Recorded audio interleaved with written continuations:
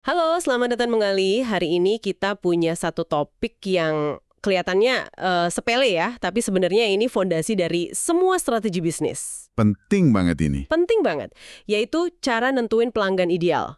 Kamu pasti udah sering dengar nasihat soal ini kan? Udah sering banget. Nah, kita bakal bongkar satu bab dari buku The Widest Net, karya Pamela Slim, judulnya Describe the Customer of Your Dreams. Menarik. Tujuannya simple aja. Kita mau geser dari bikin avatar pelanggan yang isinya cuma data demografis, yang seringkali tidak banyak bantu, ke pemahaman yang jauh-jauh lebih dalam. Pemahaman yang beneran bisa dipakai ya? Betul, pemahaman yang beneran bisa jadi kompas buat pertumbuhan bisnismu.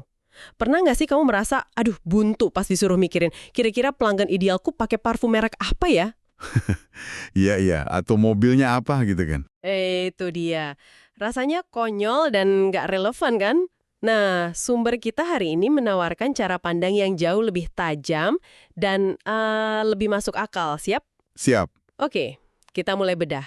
Jadi, masalah paling umum yang sering kita dengar dari pemilik bisnis, apalagi yang baru mulai ya, itu pasti tanya, siapa target pasarnya? Jawabannya apa? Semua orang. Tepat, semua orang. Tentu kita tahu itu nggak mungkin. Terus kita coba kerucutin pakai data. Misalnya, target saya adalah 500 perusahaan terbesar di Indonesia. Angka yang besar. Keren kelihatannya. Keren. Atau target saya 100.000 UMKM baru yang butuh website tahun ini. Angkanya keren, tapi terus gimana?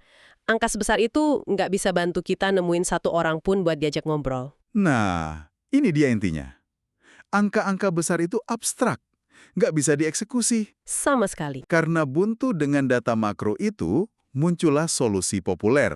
Latihan bikin avatar klien ideal. Ah, ini dia nih. Disinilah kita mulai terjebak sama pertanyaan-pertanyaan aneh tadi. Hmm, Pelangganmu naik mobil apa? Dia suka minum kopi apa?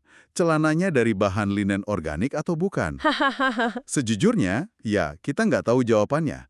Dan yang lebih penting lagi, jawaban dari pertanyaan itu seringkali sama sekali nggak ada hubungannya dengan kenapa mereka butuh dan mau beli produk atau jasa kita. Ini sebenarnya radikal ya. Maksudku 99% nasihat marketing di luar sana pasti mulainya dari umur, lokasi, pendapatan, jabatan. Selalu dari situ. Selalu. Kenapa pendekatan yang udah mendarah daging itu sekarang dianggap usang? Atau setidaknya kurang tepat? Karena dunia sudah berubah, dulu mungkin ya, demografi itu proksi yang cukup bagus untuk perilaku.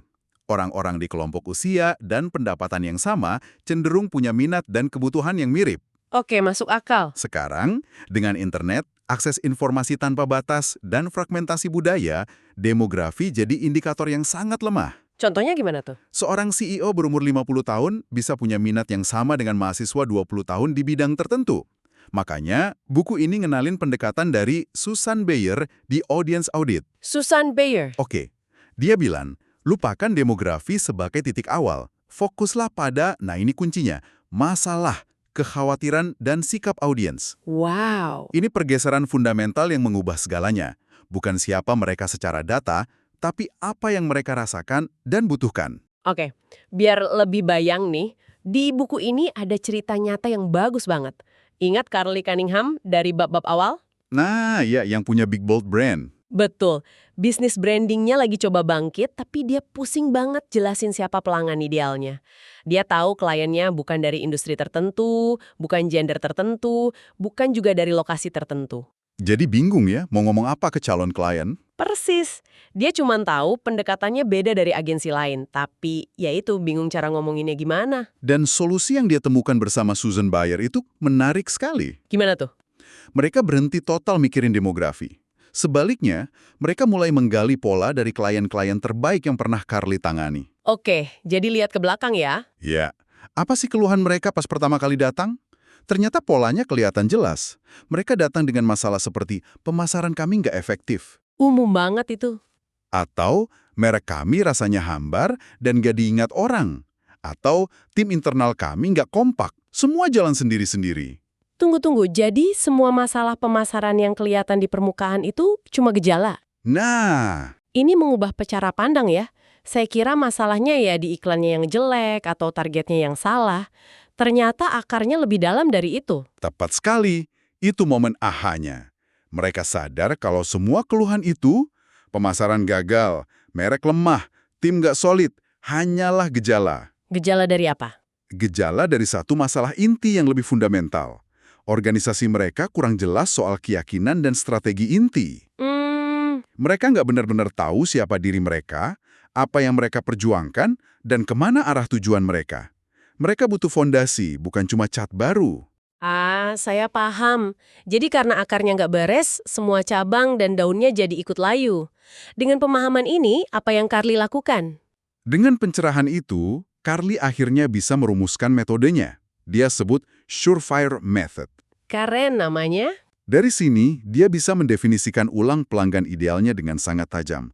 Bukan lagi soal ukuran perusahaan atau industri, tapi soal Pola pikir. pola pikir. Pelanggan idealnya adalah pemimpin bisnis yang termotivasi, yang secara spesifik mencari keunggulan strategis dan menginginkan diferensiasi yang berani.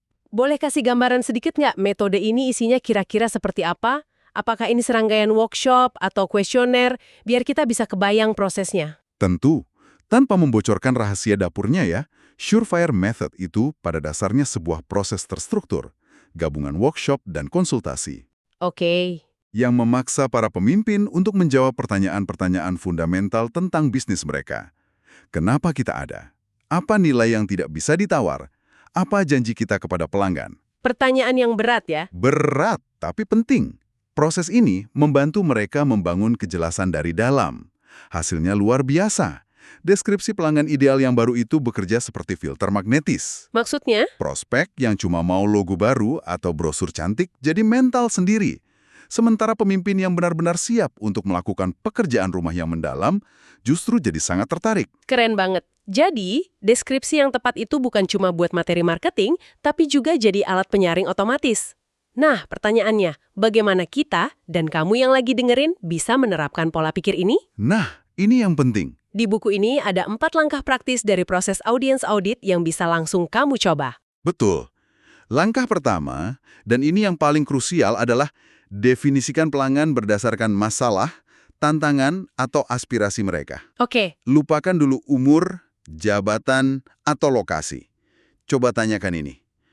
Apa yang bikin mereka nggak bisa tidur nyenyak di malam hari terkait bidangmu? Apa mimpi terbesar yang ingin mereka wujudkan? Disitulah titik awal koneksi yang sebenarnya. Bukan di data KTP mereka, tapi di dalam kepala dan hati mereka. jadi kita harus jadi semacam detektif masalah mereka ya.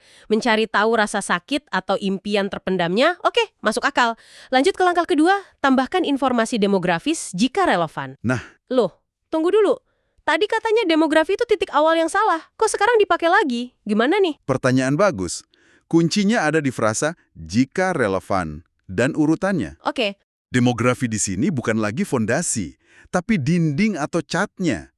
Dia hanya alat pendukung untuk mempertajam fokus setelah kamu tahu masalah inti yang mau kamu selesaikan. oke. Misalnya, masalahnya adalah pemimpin yang kesulitan menyatukan visi tim. Masalah ini bisa dialami siapa saja kan? Tapi kamu mungkin lebih ahli atau punya jaringan di sektor tertentu. Jadi kamu bisa mempertajamnya menjadi pemimpin di organisasi layanan kesehatan dengan 500 plus karyawan di area Jabodetabek yang kesulitan menyatukan visi tim. Oke. Jadi demografi itu ibarat lensa zoom. Setelah kita tahu mau memotret apa, yaitu masalahnya, baru kita zoom ke area yang paling kita kuasai. Tepat sekali. Contoh lain di buku ini, seorang membuat perhiasan. Masalah yang dia selesaikan adalah membantu wanita mengekspresikan identitas yang kuat dan unik. Lalu dia mempertajamnya dengan demografi. Pemilik bisnis wanita keturunan Afrika Amerika yang ingin menunjukkan gaya unik dan berani. Nah, itu spesifik banget. Demografi di sini memberi konteks budaya dan komunitas yang spesifik. Jelas sekali bedanya. Tepat. Sekarang langkah ketiga. Tentukan kualitas dan karakteristik. Nah, kalau langkah pertama tadi soal apa masalahnya, langkah ini adalah soal bagaimana mereka menyikapi masalah itu. Oh, beda ya? Beda. Ini tentang karakteristik afektif, sikap, perasaan, minat, dan nilai-nilai mereka. Ini yang akan menentukan apakah kerjasama dengan mereka bakal menyenangkan atau malah bikin stres. Di buku ada contoh seorang akuntan yang membedakan kliennya. Klien idealnya punya kesediaan untuk belajar dan mengembangkan kebiasaan finansial baru. Mereka proaktif, mau berubah. Iya, Sementara klien yang nggak ideal, meskipun masalahnya sama, selalu menunjukkan resistensi, sering menyalahkan, dan punya sikap buruk. nah, tapi bukankah ini subjektif sekali? Gimana cara kita mengukur sikap baik atau resistensi saat proses penjualan? Ada jebakan di sini nggak, di mana kita bisa jadi bias dan menolak klien yang sebenarnya potensial? Tentu saja, ada potensi bias, dan kita harus hati-hati. Ini bukan tentang menghakimi karakter seseorang ya. Oke, Ini tentang mengenali pola perilaku yang paling cocok dengan cara kerja kita. cara kerja kita? Iya. Cara mengukurnya adalah dengan mendefinisikannya secara konkret.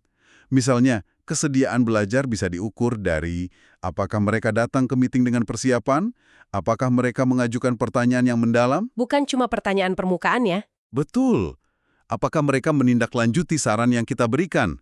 Sebaliknya, resistensi bisa terlihat dari apakah mereka sering membatalkan janji, apakah mereka selalu mencari jalan pintas, apakah nada bicara mereka selalu meremehkan. Ah, oke. Jadi ini bukan soal suka atau tidak suka secara personal, tapi soal keselarasan proses kerja. Oke, jadi kita mengubah sesuatu yang afektif menjadi observable behavior, perilaku yang bisa diamati. Tepat.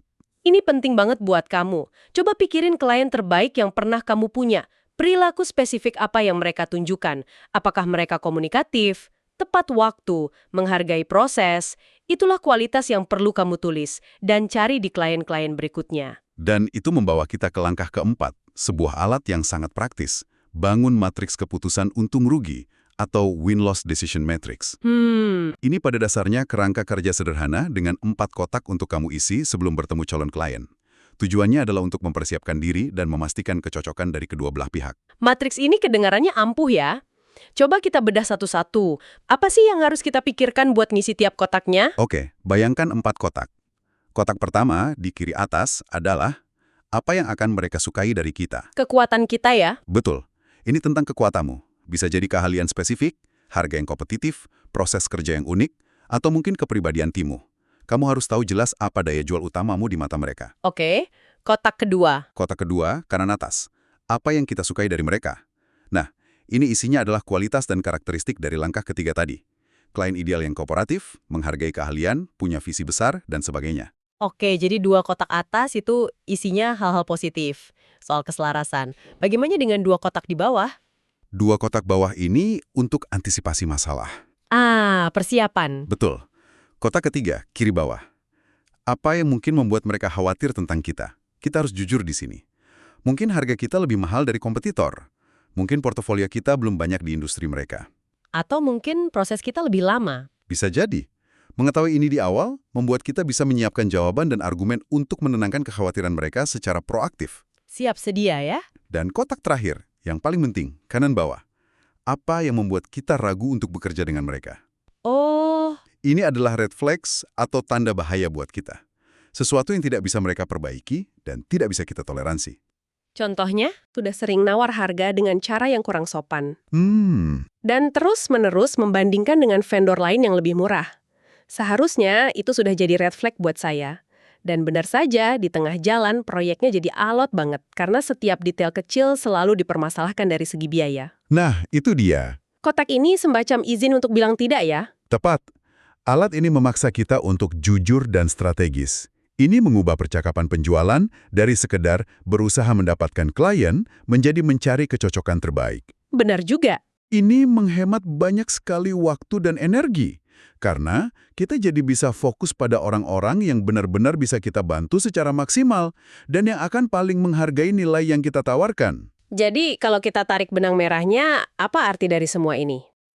Pergeseran dari demografi ke masalah, lalu ke karakteristik, dan diakhiri dengan matriks keputusan. Ini bukan cuma sekedar trik marketing kan? Sama sekali bukan. Ini adalah pergeseran fondasi strategi bisnismu. Fondasi ya. Iya. Ketika kamu benar-benar paham masalah inti yang kamu selesaikan, untuk siapa masalah itu paling mendesak, dan seperti apa orang yang paling cocok untuk kamu bantu menyelesaikannya, semua hal lain akan mengikuti dengan sendirinya. Ini jadi kompas untuk segalanya. Maksudnya segalanya itu apa aja? Segalanya, kalau kita hubungkan ke gambaran yang lebih besar, pemahaman ini akan menuntunmu secara alami ke langkah-langkah berikutnya yang dibahas di buku ini. Misalnya, kamu jadi tahu persis bagaimana harus merancang penawaran atau produk yang sempurna. Oh iya, itu bab 4. Betul, karena kamu tahu titik sakit mana yang harus disembuhkan. Dan yang paling penting, kamu akan tahu di mana mereka berkumpul. Itu bab 5. Ah, Baik online maupun offline. Karena orang-orang dengan masalah yang sama cenderung mencari solusi di tempat-tempat yang sama. tepat sekali. Dengan proses ini, kamu nggak lagi berteriak di tengah keramaian internet, berharap ada yang dengar. Nggak lagi buang-buang energi.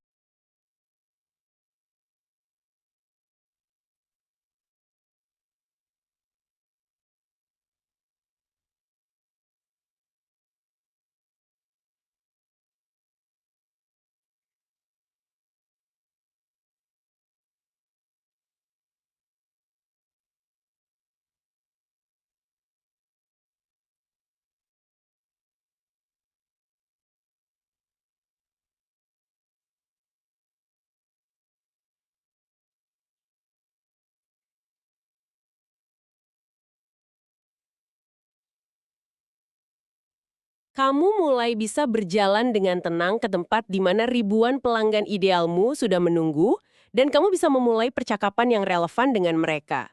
Karena pada kenyataannya, mereka sudah mencari solusi yang kamu tawarkan, mereka hanya belum menemukanmu. Nah, itu dia. Oke, sebagai rangkuman singkat, ingat ini. Kunci untuk benar-benar memahami pelanggan impianmu adalah dengan mendefinisikan mereka berdasarkan masalah yang membuat mereka terjaga di malam hari. Bukan mobilnya. Bukan berdasarkan merek mobil yang mereka kendarai. Pergeseran dari siapa mereka ke apa yang mereka butuhkan ini akan mengubah caramu melihat seluruh pasar selamanya. Dan sebagai pemikiran terakhir nih, untuk kamu bawa pulang, coba renungkan ini. Oke, Sekarang, setelah kamu memikirkan masalah utama yang dihadapi pelanggan idealmu, coba pikirkan lebih jauh lagi.